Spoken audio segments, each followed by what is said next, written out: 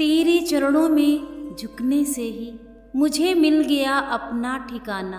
अब मुझे परवाह नहीं साईं की, क्या सोचता है ज़माना। ओम साईं राम। मेरे प्यारे साईं भक्तों, मैं आज आपके सामने अध्याय 13वां प्रारंभ करने जा रही हूँ। अध्याय 13। अन्य कई लीलाएं। रोग निवारण। भीमाजी पाटिल, बाला गणपत दर्जी, बापू साहेब बूटी, आनंदी स्वामी, काका महाजनी, हरदा के दंतो पंत। माया की अभेद शक्ति। बाबा के शब्द सदैव संक्षिप्त, अर्थपूर्ण, गूढ़ और विधता पूर्वक तथा समतोल रहते थे। वे सदा निश्चिंत और निर्भय रहते थे। उनका कथन था कि मैं फकीर हूँ, न तो मेरे स्त्री है और न घर द्वार है। सब चिंताओं को त्याग कर मैं एक ही स्थान पर रहता हूँ, फिर भी माया मुझे कष्ट पहुँचाया करती है। मैं स्वयं को तो भूल चुका हूँ, परंतु माया मुझे नहीं भूलती, क्योंकि वह मुझे अपने चक्र में फंसा लेती है। श्री हरि को यह माया ब्रह्मादि को भी नहीं छोड़ती, फिर मुझ सरीखे फकीर का तो कहना ही क्या है। परंतु जो हरि की शरण लेंगे वे उनकी कृपा से माया जाल से मुक्त हो जाएंगे। इस प्रकार बाबा ने माया की शक्ति का परिचय दिया।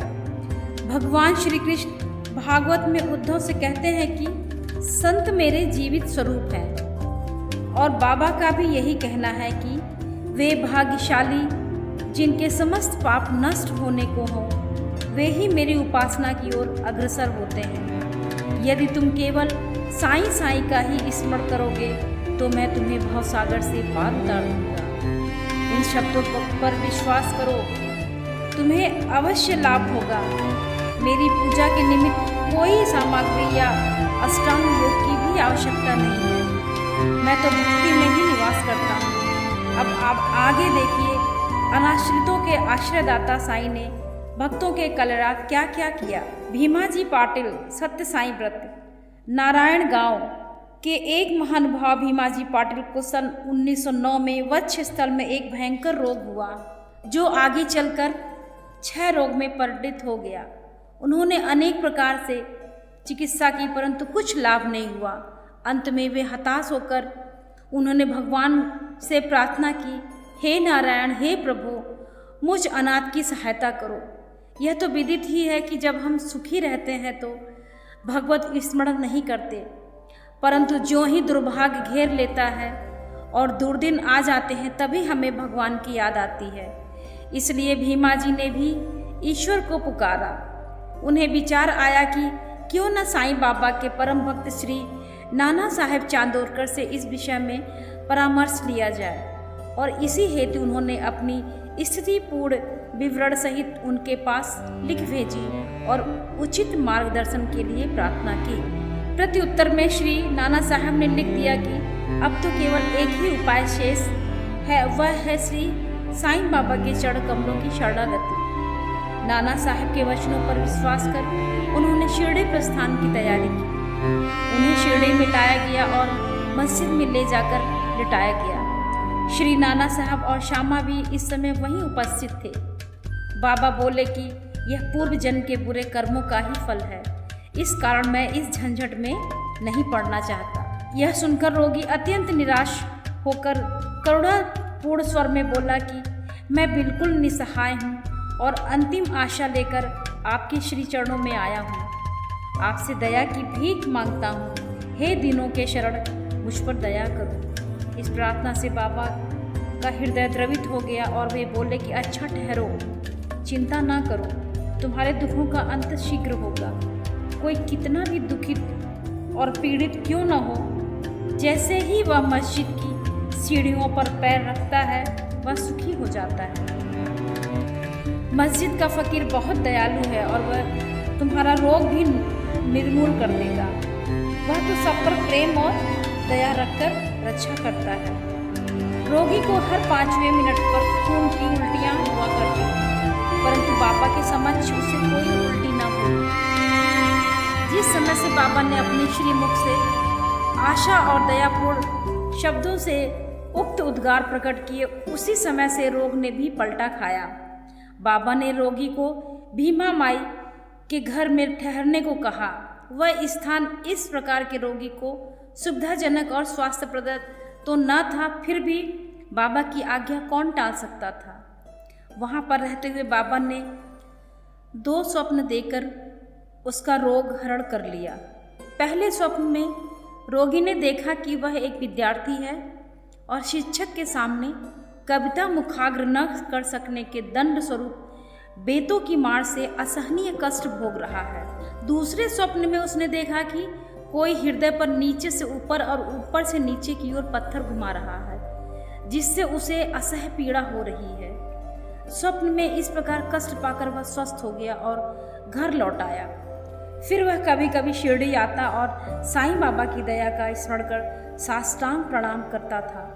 बाबा अपने भक्तों से किसी वस्तु की आशा न रखते थे, वे तो केवल स्मरण, दृढ़ निष्ठा और भक्ति के भूखे थे। महाराष्ट्र के लोग प्रतिपक्ष या प्रतिमास सदैव सत्यनारायण का व्रत किया करते थे, परंतु अपने गांव पहुंचने पर भीमाजी पाटिल ने सत्यनारायण व्रत के स्थान पर एक नया ही सत्य साईं व्रत प्रारंभ कर दिया। बाला गणपत दर्जी एक दूसरे भक्त जिसका नाम बाला गणपत दर्जी था, एक समय जीर्ण ज्वर से पीड़ित हुए। उन्होंने सब प्रकार की दवाइयाँ और काढ़े लिए, परंतु इनसे कोई लाभ न हुआ।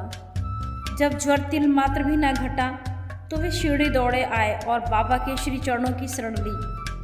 बाबा ने उन्हें विचित्र आदेश दिया कि लक्ष्मी मंदिर के पास जाकर एक काले कुत्ते को थोड़ा सा दही और चावल खिलाओ।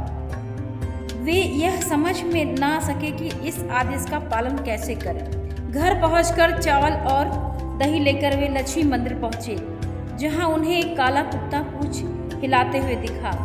उन्होंने वह चावल और दही उस कुत्ते के सामने रख दिया, जिसे वह तुरंत ही खा लिया।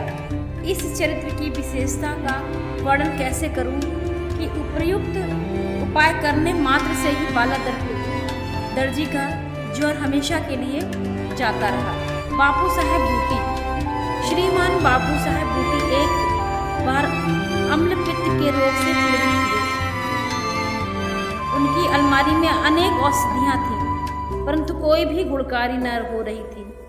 बापू साहेब अम्लपित्त के कारण अति दुर्बल हो गए और उनकी स्थिति इतनी गंभीर हो गई कि वे अब मस्जिद में जाकर बाबा के दर्शन करने से भी असमर्थ थे। बाबा ने उन्हें बुलाकर अपने सम्मुख बिठाया और बोले, सावधान, अब तुम्हें दस्त न लगेंगे। अपनी उंगली उठाकर फिर कहने लगे, उल्टियाँ भी अवश्य रुक जाएंगी। बाबा ने ऐसी कृपा की, रोग समूल नष्ट हो गया और बूटी साहब पूर्ण स्वस्थ हो गए। एक अन्य अवसर पर भी वे हैजा से पीड़ित हो गए। फलस्वरूप उनकी प्यास अधिक तीव्र हो गई। डॉक्टर पिल्ले ने हर तरह के उपचार किए, परंतु स्थिति न सुधरी। अंत में वे फिर बाबा के पास पहुँचे और उनसे तृषा रोग निवारण की औषधि के लिए प्रार्थना की। उनकी प्रार्थना सुनकर बाबा ने उन्हें मीठे दूध में उबाला हुआ चावल और बादाम, अखरोट और पिस्ते का काढ़ा पियो, यह औषधि बतला दी।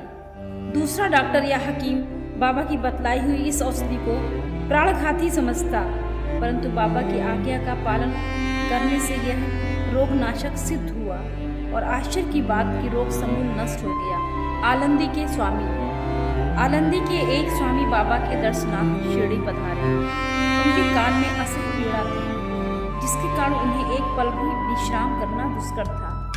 उनकी शल्य चिकित्सा भी हो चुकी थी, फिर भी स्थिति में कोई विशेष परिवर्तन न हुआ था। दर्द भी अधिक था। वे कृतज्ञ विमूढ़ होकर वापस लौटने के लिए बाबा से अनुमति मांगने लगे। यह देखकर श्यामा ने बाबा से प्रार्थना की, स्वामी के कान में अधिक पीड़ा है, आप इन पर कृपा करें। बाबा आश्वासन देकर बोले, अल्लाह अच्छा करेगा। स्वामी जी पुनः वापस लौट गए और एक सप्ताह के बाद उन्होंने शिरडी पत्र भेजा कि पीड़ा शांत हो गई है, परंतु सूजन अभी भी पूर्ववत ही है। सूजन दूर हो जाए इसके लिए वे शल्य चिकित्सा के कराने बम्बई गए। शल्य चिकित्सक विशेषज्ञ ने जांच करने के बाद कहा कि सब चिकित्सा की कोई आवश्यकता नहीं। बाबा के शब्दों का गुणार्थ हम निरे मूर्ख क्या समझें। काका महाजनी नाम के एक अन्य भक्त को अतिसार की बीमारी हो गई। बाबा का सेवा क्रम कहीं टूट न जाए, इस कारण वे एक लोटा पानी भरकर मस्जिद के एक कोने में रख देते थे ताकि शंका होने पर शीघ्र ही बाहर जा सके। श्री साईं बाबा को तो वह विदित ही था, फिर भी काका ने बाबा को सूचना इसलिए नहीं दी कि वे रोग से शीघ्र ही मुक्ति पा जाएंगे। मस्जिद में फर्श बनाने की स्वीकृति बाबा से प्राप्त हो चुकी थी, परंतु जब कार्य प्रारंभ हुआ तो बाबा क्रोधित हो गए और उत्तेजित होकर चिल्लाने लगे, जिससे भगदड़ मच गई। जैसे ही काका भागने लगे वैसे ही बाबा ने उन्हें पकड़ लिया और अपने सामने बैठा लिया। इस गड़बड़ी में कोई आदमी मूंगफली की एक छोटी थैली वहां भूल गया। बाबा ने एक मुट्ठी मूंगफली उसमें से निकाली और छीलकर दाने काका को खाने के लिए दे दिए।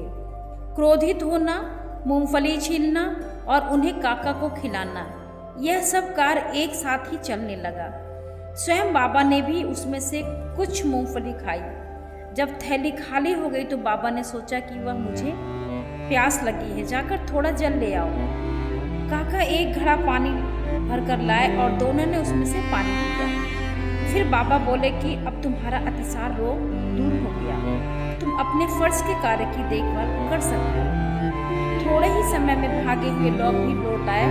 कार्य पुनः प्रारंभ हो गया। काका का रोग अब प्रायः दूर हो चुका था। इस कारण वे कार्य में संलग्न हो गए। क्या मूंगफली अतिसार रोग की औषधि है? इसका उत्तर कौन दे? वर्तमान चिकित्सा प्रणाली के अनुसार तो मूंगफली से अतिसार में वृद्धि होती है, न कि मुक्ति। इस विषय में सदैव की भांति बाबा ने ही के श्री वचन ही औषधि स्वरूप थे। हरदा के दंतोपंत। हरदा के एक सज्जन जिनका नाम श्री दंतोपंत था, 14 वर्ष से उदर रोग से पीड़ित थे। किसी भी औषधि से उन्हें लाभ न हुआ। अचानक कहीं से बाबा की कीर्ति उनके कानों में पड़ी कि उनकी दृष्टि मात्र से ही रोगी स्वस्थ हो जाते हैं। अतः वे भी भागकर शिरडी आए और बाबा के चरणों की शरण ली। बाबा ने प्रेम दृष्टि से उनकी ओर निहार कर देखा और आशीर्वाद देकर अपना वरद हस्त उनके मस्तक पर रखा। आशीष और उदी प्राप्त कर वे स्वस्थ हो गए और तथा भविष्य में उन्हें फिर कोई पीड़ा न हुई। इसी तरह निम्नलिखित 3 चमत्कार इस अध्याय के अंत में टिप्पणी में दिए गए हैं। पहला, माधवराव देशपांडे बवासीर रोग से पीड़ित थे। बाबा की आज्ञा अनुसार सोनामुखी का काढ़ा सेवन करने से ही वे निरोग हो गए। 2 वर्ष पश्चात उन्हें फिर वही पीड़ा उत्पन्न हुई। बाबा से बिना परामर्श लिए वे उसी काढ़े का सेवन करने लगे। परिणाम यह हुआ कि रोग अधिक बढ़ गया, परंतु बाद में बाबा की कृपा से वे शीघ्र भी हो गए, ठीक हो गए। दूसरा, काका महाजनी ने बड़े भाई गंगाधर पंत को कुछ वर्षों से सदैव उदर में पीड़ा हो रही थी। बाबा की कीर्ति सुनकर वे भी शिरडी आए और आरोग्य प्राप्ति के लिए प्रार्थना करने लगे। बाबा ने उनके उदर को स्पर्श कर कहा, अल्लाह अच्छा करेगा।